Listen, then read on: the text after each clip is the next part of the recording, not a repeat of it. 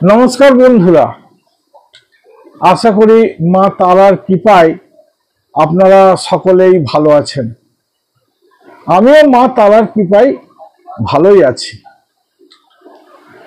আজকে একটা মায়ের বীজ মন্ত্রের মাধ্যমে কিভাবে বশীকরণ করা যায় সেই তথ্য নিয়ে আপনাদের সাথে আমি একটু আলোচনা করব। আগে মা চামুন্ডার মন্ত্রটা শুনুন, বলে দিই, তারপর কিভাবে কি করতে হবে সেটা আমি বলে দেব। মন্ত্রটি হলো ওং চামুন্ডে জয় জয় স্তম্ভয় স্তম্ভয় মোহয় মোহয় সর্বসত্তা নমো স্বাহা মন্ত্রেণ মন্ত্রিণং পুষ্পং যস্মৈ যস্মৈ প্রদীয়তে রাজা বা রাজপুত্র পুত্রকন্যা বশীভূত ভবতি নশয়। একটু অগুরু দিবেন, একটা জবা ফুল তুলে নিয়ে আসবেন। কারণ জবা ফুলটি তুলে নিয়ে এসে অগুরু দেবেন, অগুরু মিশ্রিত করবেন, করে এই মন্ত্রটি বলে ওই জবা ফুলটিকে অভিমন্ত্রিত করবেন, করে ওই জবা ফুলটি আপনার সাথে রাখবেন। এটা মা চামুন্ডা আপনার সাথে থাকছে, এটা ভাববেন।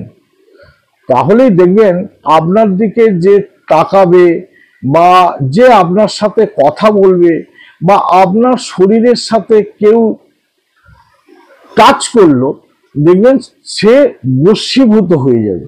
বশীভূত মানে এই নয় যে সঙ্গে সঙ্গে আপনি যা বলবেন সে সঙ্গে সঙ্গে করছে, সেটা কিন্তু নয়। বশীভূতর মানেটা হচ্ছে যে এতদিন তো সেই ভদ্রলোক বা সেই লোকগুলো অন্যরকম ছিল, আজ থেকে আপনি এই যে বশীকরণের মন্ত্রটা বলে জবা ফুলটি অভিমন্ত্রিত করলেন, এর কি কাজ, সেই কাজটা আপনি দেখতে পাবেন।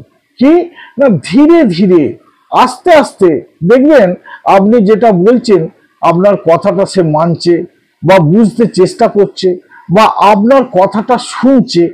তখন বুঝবেন যে এ বশীকরণ হয়েছে। এবারে একটু সময় দিন, ধৈর্য ধরুন। ধৈর্য ধরলেই দেখবেন একদিন একদিন মানে সেটা বেশি দিন নয়, এক পক্ষকাল আপনি সময় দিন, দেখবেন সেই ভদ্রলোক বা সেই ভদ্র মহিলা আপনার বশীভূত হয়েছে। তাহলে নমস্কার, জয় মা তারা, জয় শ্রী গুরু বাবনেই। মায়ের কৃপায় সকলেই ভালো থাকবেন। আশা করি সকলেরই এই বশীভূত যে মন্ত্রের মাধ্যমে আপনাকে প্রক্রিয়াকরণটা দিলাম, আপনারা করে দেখুন, অবশ্যই উপকার পাবেন।